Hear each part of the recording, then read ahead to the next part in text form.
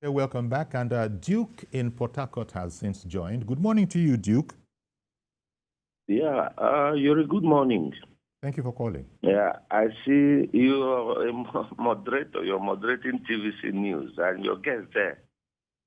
I saw a situation where he tried to tell you the inadequacies of INEC as per the last general election, and you were trying hard to cut him in. It should be willy-nilly. He's giving you his own ideas, his own opinion about what happened, what transpired, to bring it to fore on what is to come. I think he should be independent, and I like the guy. He insisted. We know, you're leaning and all that, but then please try the much you can to at least be a very good moderator. You are doing very fine, but somehow some of your guests, they try to make the place appear as if there is war in Nigeria. Sometimes they kind of stimulate, they catalyze a lot of things. Whereas, sorry, Duke, I'm sorry to interrupt you. I accept what you're saying for the moment. But what did you want to contribute, or was that the extent of your contribution? Did you also want to help this conversation? No, I wanted to contribute that INEC should be up and doing. That I'm alluding to what your guest there, to what he is saying. But you are trying the much you can to bridge it, to cut him. No. Okay. Well, thank you very much. I'm sorry. If that is the impression you got, again, I'm sorry, because that was not my intention. But when people say that there is absolutely no way that a given project will succeed, the moderator might come in and say, absolutely no way. Is there another way? What are the conditionalities? That was all I was trying to do. But I'm sorry you received it like that. I don't speak for INEC, but when people, it's a conversation. And so when my brother was saying that he is tired of these promises, I made some suggestions that, yeah, but is there always a first time? And he said he's not persuaded. The same thing our other viewer, a regular caller from Chidi in Imo, he was, as far as he was concerned, there was no good that was going to come of this. But you have to interrogate that position. Please don't see those kind of interrogations as trying to sway, because that's the last thing on my mind. Unless you just want people to come in here, say what they want to say, and just leave it, that there's no other need to comment. But I appreciate very much, Duke, the comments that you have also made, and I take them on board. But let me very quickly clear one impression. Yes. I don't believe that INEC cannot succeed. I don't believe. But that's what some people would like to put out there. No. INEC can succeed. My position is that INEC should not promise and fail. Not overpromise. Or not overpromise. If they're having challenges, they should tell us they're having challenges ahead of time. And not just overpromise and raise the hopes of the people. Okay. And that's the hopes. That is where perception becomes the issue. So and that's where people now begin to not to take them very seriously when they begin to make further promises. Okay. Especially under this same Yakubu.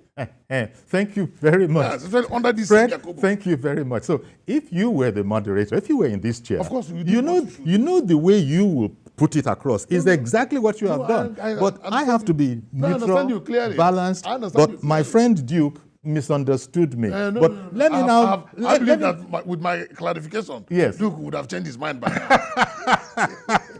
now. Sonny, what do you think about this particular matter? Should we just let people be whipping INEC left, right, and center, and anything INEC says, say, no, it's not going to happen. There's no joy going to come from there. Did you also get the impression that one was trying to be an unofficial INEC spokesman, which I certainly am not? No, I don't. While I agree that people can always have their expression, like I said, I'm an absolutist when it comes to freedom of expression. But again, I think to moderate in times like this is very important. or else it just becomes jamboree. Everybody says what they like, and we don't get anything out of it. We have to also respect the listener, and that's what you are doing by trying to moderate the whole conversation. Yes. But I need to also. Before you proceed, I'll come back to you, Sonny. But before you proceed, let me bring in Reverend Dominic, who has called in from Alimosho. Good morning, Reverend. Good morning, Yori. Good morning to Bayelsa and Zako. Good morning to the guests over there. Yes. Yeah. Can I proceed? Yes, please. Yori, let me help the brother in Port Harcourt, Duke. What he accused you, Yori, and do you know people accuse me, Reverend Dominic, that TVC give me a special audience to call TVC because I support APC. But they don't know how it takes me and the difficulty it takes George or any other person that called this station, that it may take us 3 hours with our hard-earned money to get to TVC. So everyone that gets to TVC, either you are supporting Tinubu or you are APC. I suffer it. They tell me that they give me special privilege. So that one we should take it as Nigerians. But you let me say, as long as Nigerians have not made up their mind for fair elections, if you bring 30 INEC in Nigeria, it will not work. What happened in the last election, sir, is about politicians and their laws. How many, if you go to a polling station, this is our law. A police officer not supposed to carry a gun. I was in a police station in last election where a young man was drunk, was even slapping the police. The man laughed. God bear me witness. All of us, encourage the police. This young man was drunk, pushing the police officer in polling booth. And he has no God. What will he do? The question is that INEC is doing their best. But INEC should also listen to the last judgment and not submit Nigeria against IRF. The court says it doesn't matter whether you transmit or not. It's at your behest. So INEC should not raise people's hope on that. Let them find a way to do their election. Maybe at the end of this session, we go back to the National Assembly and to make IRF, I don't know what they call it, compulsory for transmission of election. Whether you transmit or not, the judge says it doesn't matter. So INEC should stop raising people's hope. And again, I want to support George's side. INEC should go to the National Assembly to make it. If I don't make contesting election in the umbrella of BCC, and my party, that day, make sure that other opponent does not vote, I should be disqualified. That will teach lessons to political party. That will teach a lesson to candidates to hold their doors. In the Imo State, which I come from, I don't believe that will be peaceful election. But since I know what I mean, in Imo State I come from, I went to bury my brother. I had to pay security fee to these boys, not to police. If you go to police, you will not get security. But if you go to the boys, you go to IPOP boys or ECN boys or those boys and pay money, you will get security. What a nation. I don't believe that will be good nation in Imo State because that Imo State has a lot of dogs. I won't mention names. That day, pray for Imo. What will happen? All right then. Thank you very much, Reverend Dominic. I promised to come back to you, Sonny, and I'm doing so now. So that point is being made, and I think it's been made all around, that people are concerned because when the chairman says emphatically that the election will be conducted according to the Constitution, and notable in that idea is the IREV matter. Now there's so many. It's a technological thing. Whereas people are speaking well of technology, IREV, people just are concerned that I hope this IREV that you've spoken about is not over-promising and that you might not be able to deliver on. Because the moment there is a small K-leg, of course, the credibility is going out the window there. Give me your thoughts on that, because hopefully INEC or somebody from INEC is listening to this as well and the concerns that citizens have. Yeah, I think INEC needs to do a very good media operation when it comes to IREF. I remember before the general election, I think that was in 2021, during the preparation for this election, there was presentation made regarding this IREF and other IT technology being used by INEC to party chairman, the national chairman. What I can say here is this. And what is that the message that INEC wanted to pass about IREF to Nigerians have not been passed properly. Let's be clear what this is. Even the information you have in IREC, it is not the official document. Yes. Quote and unquote. Yes. The Electoral Act is clear. You see, when it comes to democracy and election, it's not about emotions. It's not about sentiment. It's not how much we say here. It's the law. And the law of Federal Republic is still that I've forgotten the form, whatever it's called now, but the election declaration result at the polling unit, it is the official record of our election. Now, if I can bring some technical data management terms here, what you have in IREF, it is what we call transient record. So it is what is presented by INEC. I think Barrister Fred made clear about it, that it helps to reduce the insecurity from transferring results from polling units to local government to state, where we have seen in the past elections were being rigged. We've seen clearly in ancient times, I can use that word because that will no longer, I think we didn't see more of that now in the modern day, in the last general election, which for me is a credit to INEC that a particular result was declared in a polling unit and people were seeing a different result being announced. So IREF has been able to deal with that. And IREF is not doing more than that.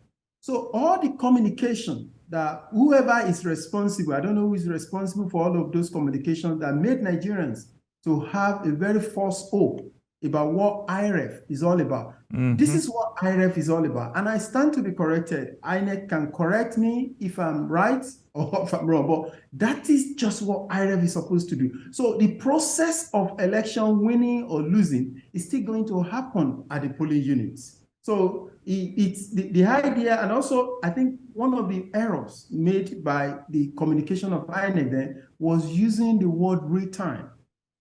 I think this is wrong. Real time, yes. And I think if someone is listening from INEC, they should go back. I still recently was looking at the documentation of the process of voting at polling units. The documentation of INEC on their website still says real time.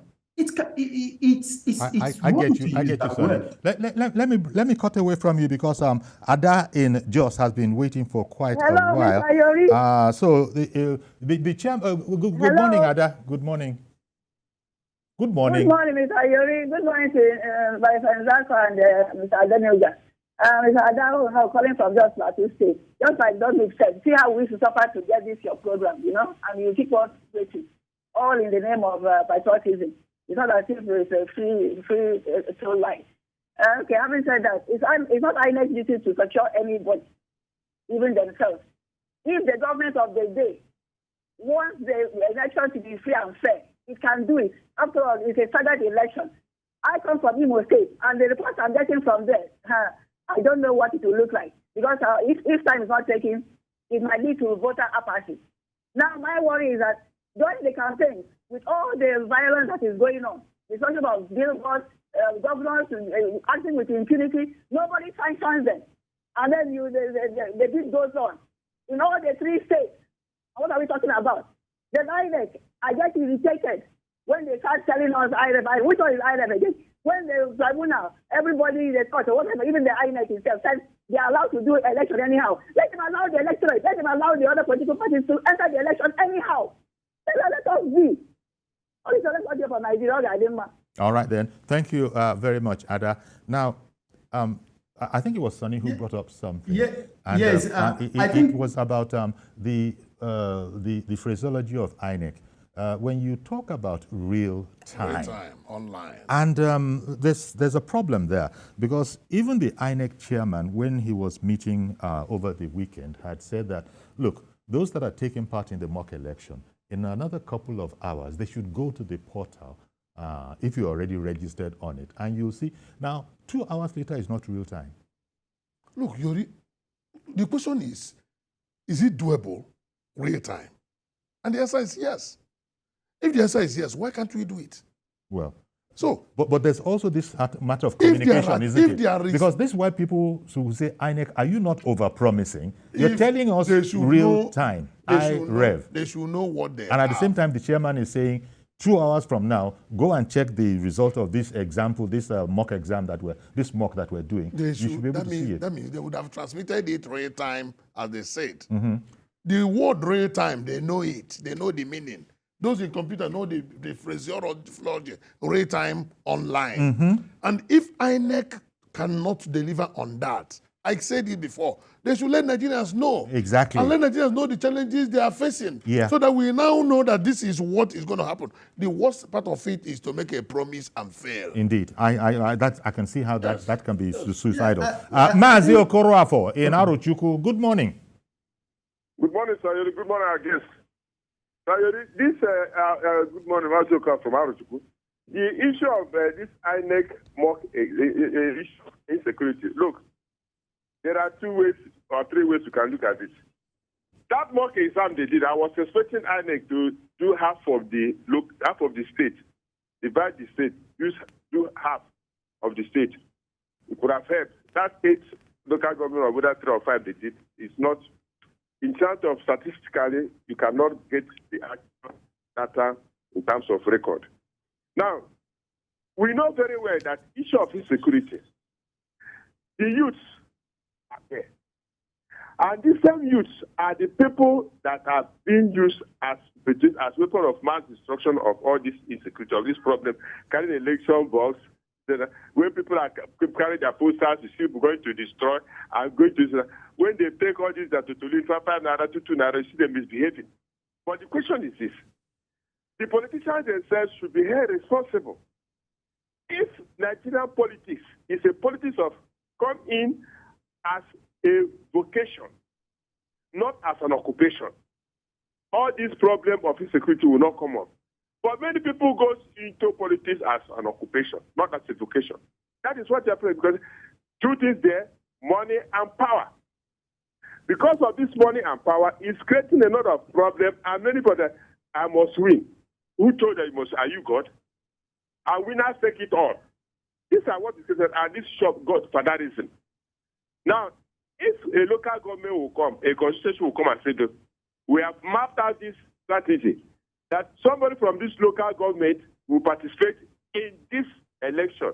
Then after 4 years, another person from another community will take up. If they put it in writing, it will help us. Yeah. But the question of somebody will go to a state assembly. You stay there for 16 years, 20 years.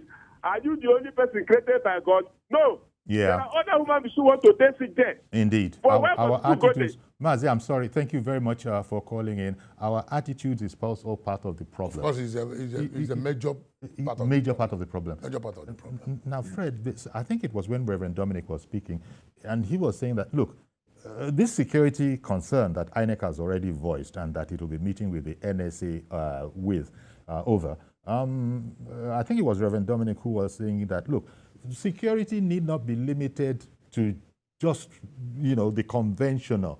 If you really want to exploit, he said, because there are so many pockets of challenges and there are so many things, well, there are things that could be done, but I don't know what those are. In addition to perhaps the police and the army, Reverend Dominic had expressed his opinion that this whole matter about the police, well, how I wish that we could depend on it, but he said previous experience has shown that it's not necessarily the case. Like you said, one of the major challenges is the challenge of our attitude towards election. The winner takes it all process, whereby the perks and the gifts coming from the office is so attractive that people are too desperate.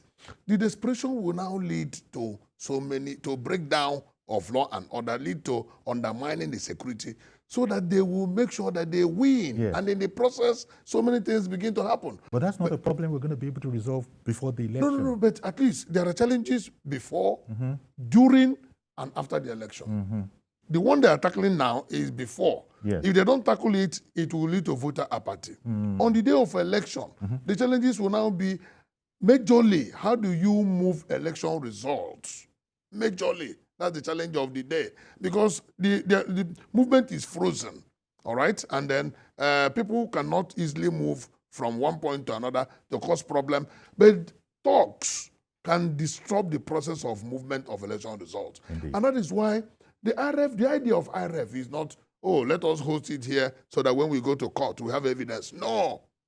Elections will be won and lost at the polling unit. Indeed. You so made that point. The IRF is only there to bring the results close and frustrate those elements that tend to disturb the collation and the transfer of results from the polling unit up to the state level where it's finally announced. And once you frustrate that chain, I can tell you that the optics will be positive. And as you said earlier, it is not an impossibility. It is absolutely. INEC is listening to this.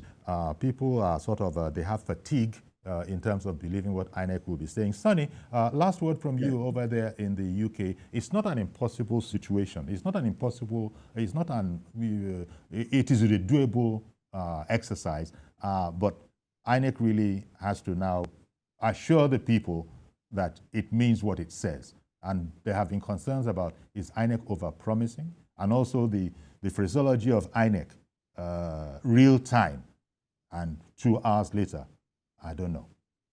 Final words from you, Sonny. Yeah, I think for me, we've said quite a lot here. Of course, we can't do justice to this within a short period of time.